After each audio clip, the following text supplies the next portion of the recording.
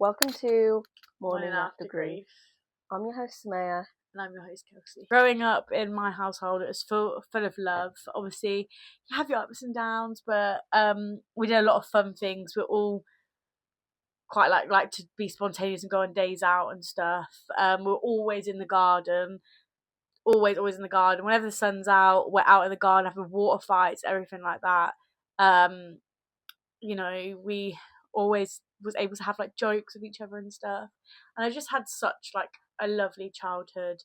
Obviously, I had to toughen up a little bit because I had two older brothers. But yeah, it was just like a really, it was really nice to grow up in my household. Yeah. What was like your role? Like your mum and dad, what would they be like getting up to? Your dad, what did he do for work and stuff? Oh, my dad moved around jobs a bit. When I was younger, he worked. I don't know. I don't really know what it was, but he obviously just went out, was working when I was younger, and then he had like his most recent jobs was Perkins, and he worked as a bin man as well. It was his most recent ones. He worked with my uncle for a bit as well. So just moved around jobs quite a bit. My mum was a cleaner, and she still is a cleaner. She just absolutely loves it. She finds it so therapeutic. But yeah, so yeah. What would you say your dad's favourite job was? Do you know what? I think he really, really enjoyed Perkins, but it was just the shifts. Like it was like an overnight shift. He didn't really like being away from my mum like that, really. But he did really enjoy being a bin man, because he used to come home from work and compare steps, and his would be like 30,000 steps, 40,000 steps, and I'd be just hitting 10,000. Yeah, I definitely think that was his favourite job. But if anything, like he just loved coming home to his family. Like he's such like a family person, I feel like. But he was very much like he'd just grab like any time he could. Doesn't matter, you could literally come home and be like, oh, it's still a nice evening, should we just go to the beach or something like that. Like he's quite a spontaneous person. Yeah. But absolutely loved family time. What about yourself? How would you say your childhood was? Obviously there's like 5 of us in total. Yeah. So there's a lot of us. We were quite close growing up, but like we all were so different. Yeah, there's 4 of us, 4 of us girls in total, and then Lisa, obviously. Yeah, my childhood was good. Probably got bullied a little bit by, the older ones and that. But yeah, we were very loud, I'd say. We were really all quite loud. My dad, he would work a lot, so he'd honestly just work really, really hard for all of us.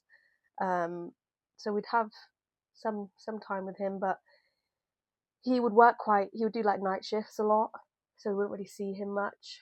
But we knew that obviously he was just working hard for us, so we didn't really judge him on that. But yeah. What was your favourite childhood memory, like all together? As like a family, there was like a day or something that happened where you was all together, like. I would probably say when my dad would come back from work and he'd like cook us food. He would do it every evening, like without a doubt. And that was my favourite part, because we'd all go and do our own thing in the evening. I don't know, just do random stuff. And then he'd say, come on, eat, like food's made. And we'd all come rushing down and eat together. I'd say that was probably my favourite thing. And then when obviously these went off to go get married and stuff like that, obviously it slowly stopped. It's quite bittersweet though, isn't it? When like so people start leaving the house and stuff, because you're so like used to it being all of you, and then when it's not, when you're younger, you're like, oh, I can't wait for them to move out. I can't wait to have my own space. But actually, obviously I can't speak for both of us, but actually I prefer everyone to be together, in the house. Even then, like me and my sisters, that's like we used to share a room. So it would literally be 4 of us in a room. So it's like, oh, you can't wait. 4 in the bed and the little one said roll over. But yeah, it was really bittersweet when everybody moved out. Did you have a favourite meal that your dad cooked you? I really loved his like spaghetti bolognese. Or he'd make like, when he'd make his jacket potato, he'd put such good fillings. Like he'd just stuff it and make sure that it was good. Like, it was really good. But yeah. So we went to the same primary school. We kind of took to each other quite soon into being at school. I remember my mum saying that like we became friends quite quickly. That little brown girl over there. The weird little brown girl. Don't like it's still in all my things. Joking. And then it kind of just took off from there. Like I don't remember school life without you in it, really. I just remember you being there one day, and it just stuck around ever since. It's so weird. Now it's good though, because our primary school was so multicultural as well. There was loads of different varieties. I even think about it as well, like it was so inclusive. It was really inclusive, yeah. It was really inclusive. I think we had a great primary school to be fair. Yeah, we did. Tidy Tiger. Dogbury, yeah. Oh my god. But to be fair though, I think the reason why we didn't meet like sooner is because I went to so many different nurseries. I went to loads of nurseries. Yeah. I just went to one that was near there, but it was more for like the socialising than anything. Well, yeah, you spoke about your dad's jobs. My dad had quite a few jobs. There was one job he had. He used to be a bus driver, and one time he took I think it was a double-decker bus down a one-way road. Obviously, you're not allowed to do that. So then he was stripped of his license. He couldn't drive buses again. It's so funny, yeah. But he used to do that, and then obviously for the longest time he was just doing taxis. And obviously that's like strenuous work because you're just sitting there all day, and it's obviously not good for your health. But he never complained. He just got on with it. He did what he needed to do. Even if he had like his last £5, he'd be like, yeah, you can take it. So that kind of,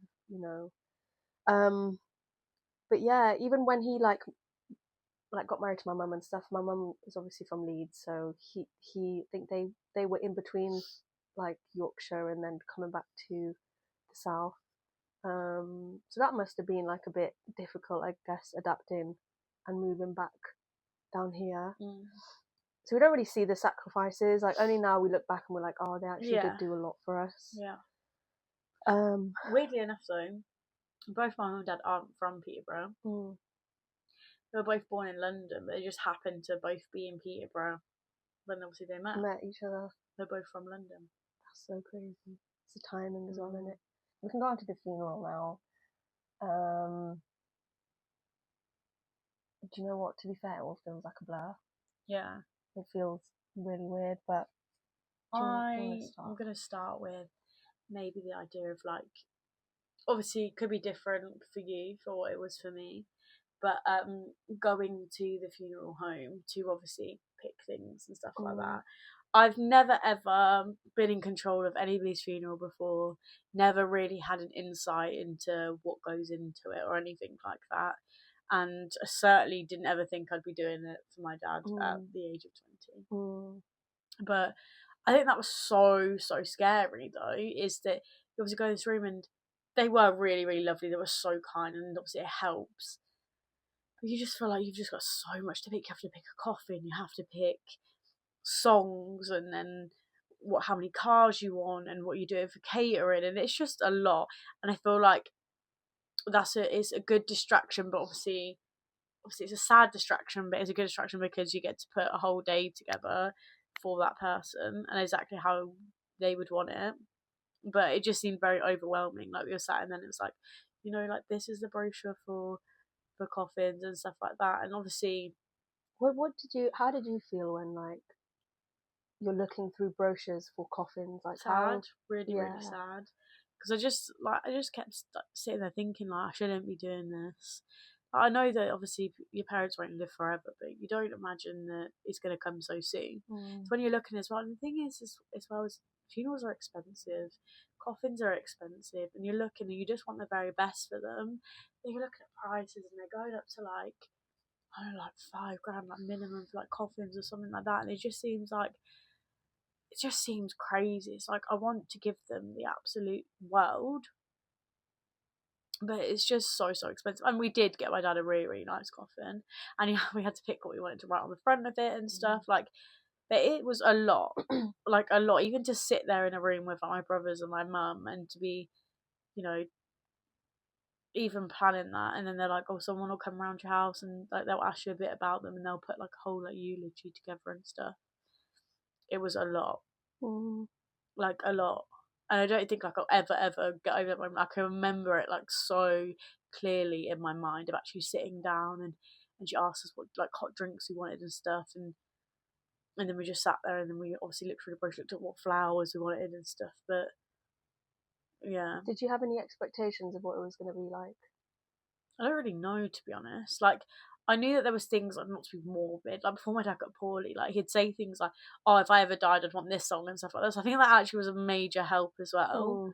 Because you just want everything to be so perfect. I think that's what the pressure is. Like, it's not like they're gonna come and tell you, "Oh no, it wasn't." Yeah, anything would be fine. Do you know what I mean? Yeah, but you just want it to be the absolute best. And yeah, I just think the whole like build up of even preparing for the funeral, and we did like the flowers and stuff, like me and mum did them, and that I think in the moment I just felt so numb though, because I was so busy trying to make everything perfect. What's it like for you guys? Like, do you plan the funeral? Do you like? No, so like with us, we don't really plan it. I'd say you have like you know how you had like the funeral home and stuff like that. I think it depends where you live. You have like a Muslim funeral service that basically does it, and obviously it's a lot different because you not have like your eulogy and you know what song they want and stuff like that. Obviously we don't do any of that, so it's a lot different. And the coffin, I don't think you can choose. I think you're just given it. But even you were saying like the prices and so expensive. We couldn't have paid. Like my mum was worrying. She was like, how am I gonna afford this? How am I gonna do this? How am I even gonna? Because you even need to pay for the plot of land that you want to bury that person in. And luckily, obviously, we were okay in that sense because we knew that my dad was a part of some committee. So if that wasn't God, I don't know. Yeah. We don't know what we would have done. We would have obviously got the money together, but we'd have to take it off people, and Mum didn't want to do that. But how did you feel like with like people coming to your house and stuff? Did you? Because I remember when people came from, I just didn't want to see anybody. I just wanted it to be me and my family. That's it. Yeah, I think I felt the same. Like, I wanted to talk about him. Obviously, I wanted every chance. But you just get to a point where you're just so tired, but you know that like your family know how it feels and they know how to approach you and stuff like that. So then, like when other people are coming, and it's really lovely. They're sending obviously their condolences and stuff, but it's like you just don't have the energy. You just feel so drained. And it's on the flip side, it's like the same as what the nurse said about like my dad was on end of life. Like, they won't speak and like use all their energy on people that they know them and care about them because they don't feel they have to. Like, you haven't as much of a connection. And it's like the same like with your family. When you lose somebody, you don't have to say anything to them. You just know that they know how you're feeling and to just give you your time and stuff. It was crazy when the woman came to obviously put together his eulogy and stuff like that. She's like, tell me a bit about him, tell me about his childhood and this and that. And then it's bittersweet because you're like, oh my God, I forgot about this. And, both my brothers were adding things, my mum's adding things, oh my God, I never knew that. And it's so lovely to talk about him. But at the same time, it's like, we're only like bringing up all these memories now because we're writing a speech for her to read at a funeral. And it just seems like, But yeah, and obviously it wasn't even just a funeral for my dad. It was a double funeral for my uncle as well. Which the only good thing that I was really happy about is when my dad got poorly, after my uncle passed away, he did actually say the song that he wanted for him, and also we used that for them to both go into, which was nice because it's a song about brothers. So. Fit the narrative. Yeah. How long did the whole like funeral process planning take for you guys? I think I think a week after he passed away, I want to say, maybe a few days after he passed away, we started the process of, getting things booked and stuff, and they give you dates and that. But his funeral wasn't till, so he passed away on the 15th of August. His funeral wasn't till the 6th of September, I think, or the 5th, something like that. I think. Yeah, it was. Did they have him in that like funeral home then? Yeah, and then you guys were able to go and see him. Yeah, not straight away. Yeah, because obviously they wanted to get him ready. Did they embalm Yeah, you get the choice to. So what I don't know. So with having, it's obviously optional. Yeah. They advise it when someone has like cancer or a disease, Yeah. because when somebody has cancer or a disease, their body obviously doesn't process that they've passed away. So like the cancer doesn't, so it just keeps eating away at the body, so they deteriorate a lot quicker.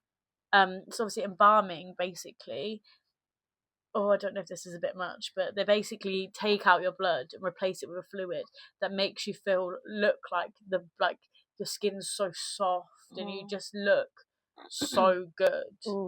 Like basically that puts all the colour back into you, if that makes sense. Yeah. But obviously, yeah, they have to do like a incision and like remove the blood and like replace it with like a substance that it just makes you look healthy. Yeah. Yeah. And obviously your body then doesn't deteriorate as quickly, so you can go view them. And we viewed him as much as we could up till his funeral. How did you feel waking up on the actual day of the funeral? Well, I didn't really sleep the night before. I was up at the crack of dawn, the shower open. I just needed to make myself, to me it's weird, but I wanted to look like his little girl rather than grown up. So we kind of agreed as a family. I thought you were going to say look like his little girl rather than a mess. Well, yeah, there's that as well. You want to look part presentable though, don't you? But you kind of know that obviously it's not going to last.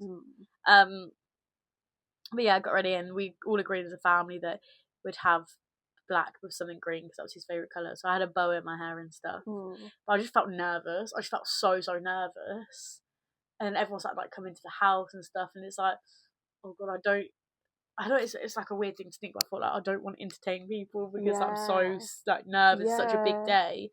Everyone was so lovely though. But you see like people that you haven't seen in ages and whatnot. But I can't even explain to you when, because they told us the time that he was going to drive down to the house so we could watch him like from as far as we could see.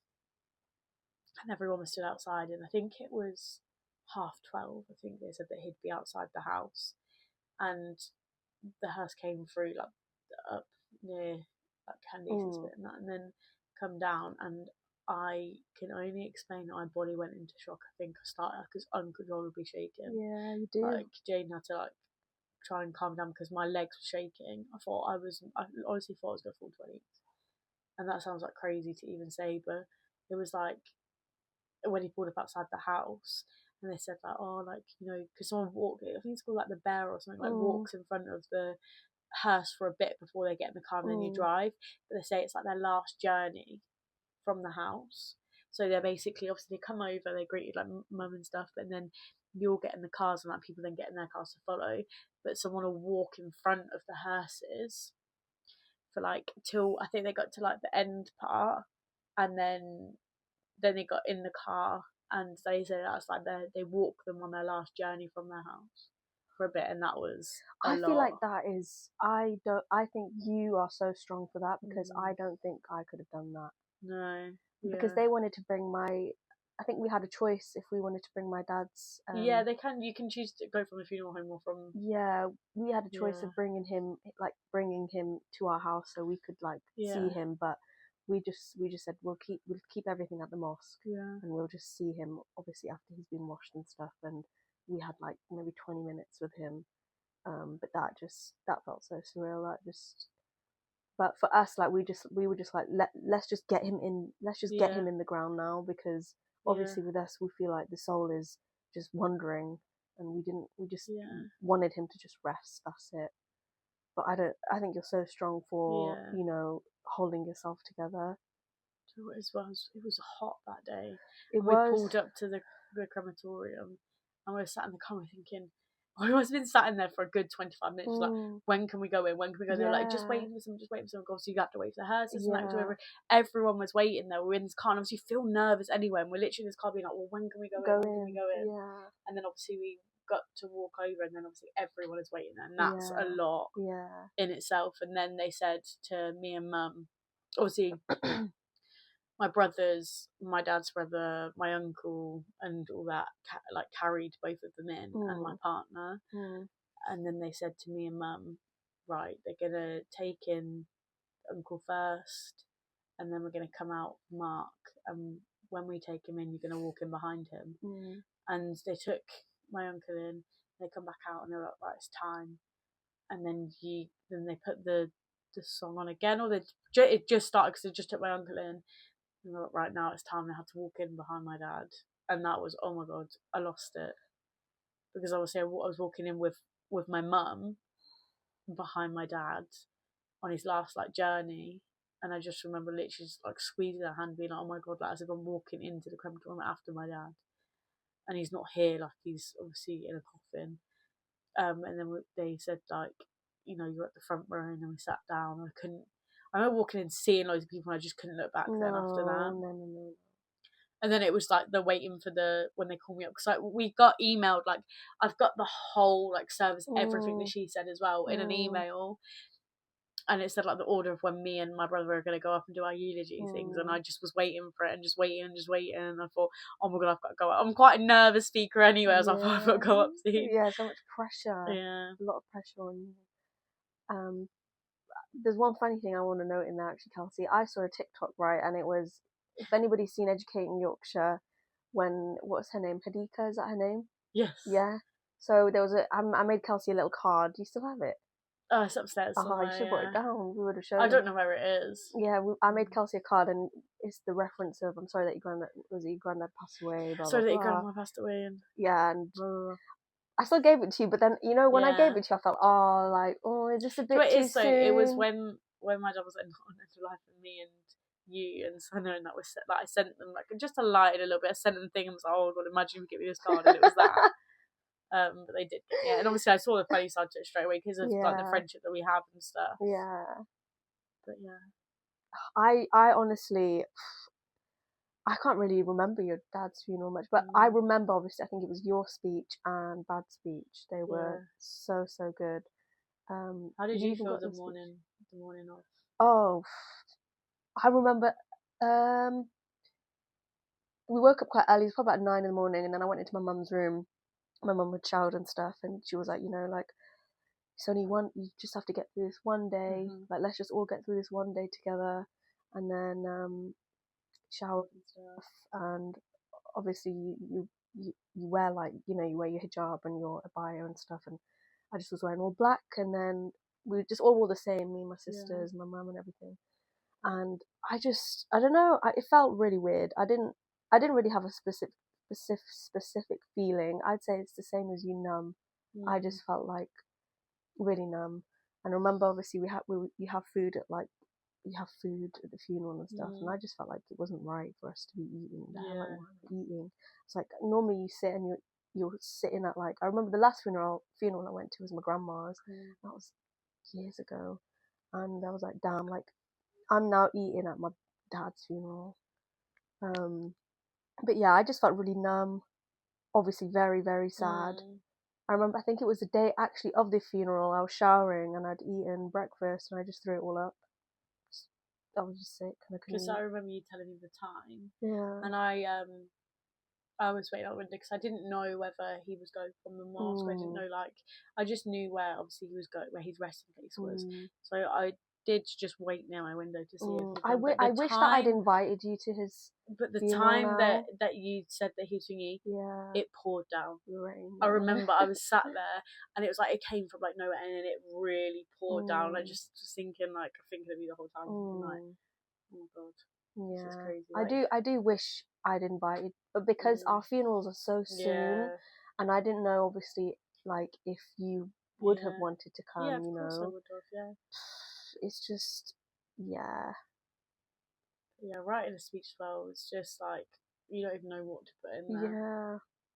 But I remember my other brother, he's not really like he doesn't like speaking in front of people. Not that he wouldn't have done it for my dad, but he just one of those things, you know, he just finds it really hard to put into words. Like, my dad knew how he felt about him and stuff. But I asked him to come up with me, to stand next to me, so like for like support and stuff. And so then he felt like he was doing something for him as well. And I remember he walked off after I finished. I was like, Liam, come back, because I need to get up the steps. I'm in heels. Yeah, needed his help. Yeah, but I just remember I was trying not to look up. Yeah, because I would have lost it. I did, mate. I choked up, and I remember literally reading the first line and I was gone. And then everyone was like, oh. You just don't really know what to say though, do you? Like, for me as an outsider looking on, I didn't know what to say to you. Have actually got me. Yeah, you should read it. Read it for us. I've actually got a picture of my uncle and my dad on it for a bit of moral support. They were next to me, they're also on my page. It's not very long, but I wanted to come up here and share a few words about our dad. I'm sure you can all agree with me. My dad was a very loved man, not only by his family but his friends too. My dad would have loved today, a day solely based around him and his brother. What more could he want? That's excluding the Fosters, obviously. My dad was a sort of man that could talk to anyone. He was not shy by any means. He would always make new friends. Maybe it was those puppy eyes he had, or how amusing he was, whether that be him hurting himself or getting up on a bar to dance and breaking all the lights in the process. He definitely knew how to have fun. The amount of cream cakes and desserts we had stocked up in our fridge from these trips, you'd think he was running a bakery. It's the silly moments like that will stick with me. I feel incredibly lucky to have had him as my dad and to have got to experience so much but yet so little with him. Although he's no longer here with me, my mum and my brothers, he is never too far. He lives in all of us and walks by our sides through the good and bad days, and we'll hold him in our hearts forever. I love you, Dad, more than you'll ever know, to the moon and the stars. You loved us your whole life and we'll miss you for the rest of ours. Good night, Dad. Yes. It was really, really good. That was.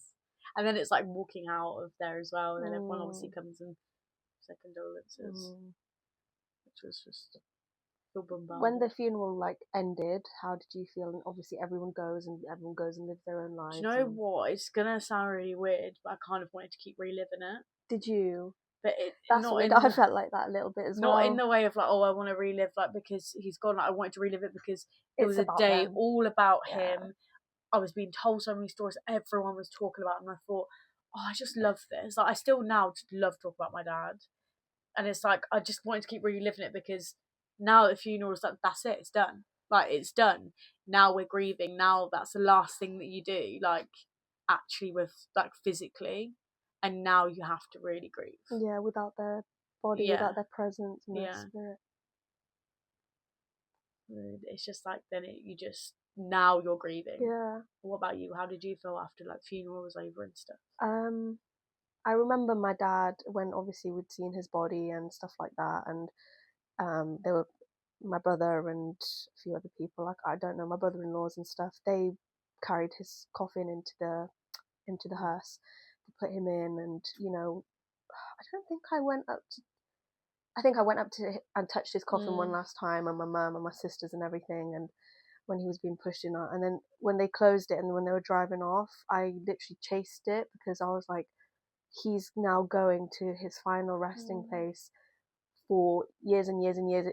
He's not. There's no coming back from this now. You see his body, yeah, there's a vivid memory when we were looking at his face, and we were praying over him and stuff like that. And I remember I literally put my head on his coffin and I was just taking in every little detail. And my mum, she goes to me, Sumaya, she goes to us all. She was like, take it all in. This is the last time you're going to see your dad. This is the last time.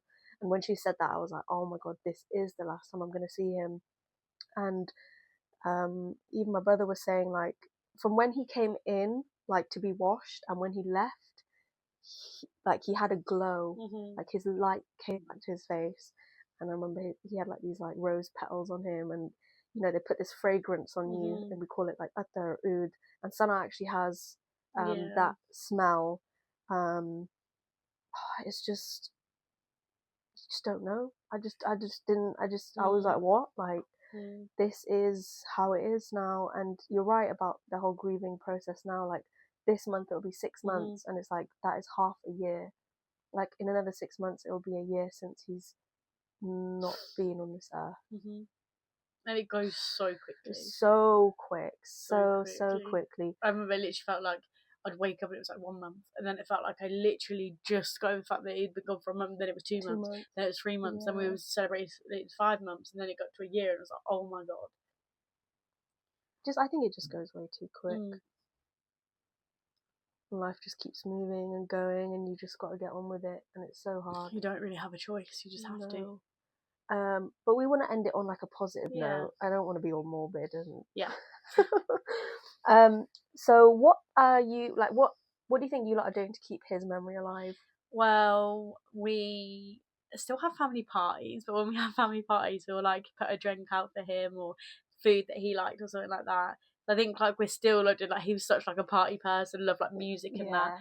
We listen to a lot of like his music. Me and my brothers made a playlist of all the music he listens to, so we put that on quite frequently and like do little things that he used to do. The race. Yeah, doing the Race for Life as well. We have got an up and coming one, which is in 2 weeks' time. So we done that obviously in his name.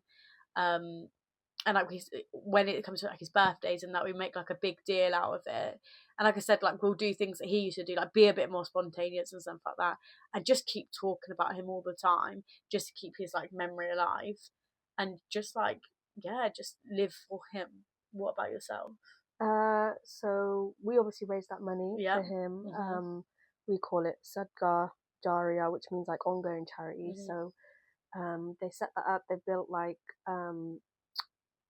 a shelter house for a family in Pakistan, and then they've handed out some grants to people, and then like a ablution facility. So obviously when people go pray, they can use that, and then my dad will, inshallah, hopefully be rewarded. Like you speak about them, just talk about funny memories. I know it is hard, like it's even hard for us to talk about him because it's been so not that long. And also I think for me, just like praying for him, that's it. Just praying for him and wishing him well in wherever he is in an alternate reality universe. Yeah. But yeah, we hope you find comfort in this episode and enjoy it. Yeah. And yeah, if you're going through grief or if you've got a funeral coming up, whether that be a parent, whether that be a grandparent, a sibling, whoever it is, I'd say just try your best to be calm. I know things can feel like you're just on autopilot or you just feel numb to the situation.